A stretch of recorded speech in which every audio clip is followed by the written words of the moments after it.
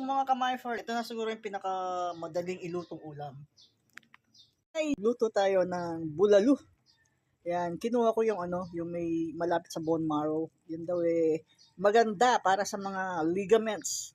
Ayan, linagyan ko siya ng yellow corn.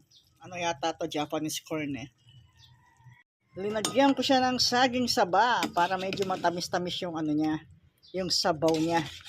Ayan, malambot na yung karne. Ilalagay ko na yung gulay. And tinagay ko na ang aking repolyo. Linagyan ko rin siya ng pechay.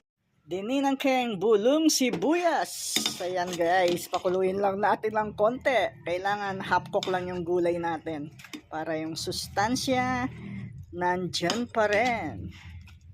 So, isang kulo na lang. Pwede na siya.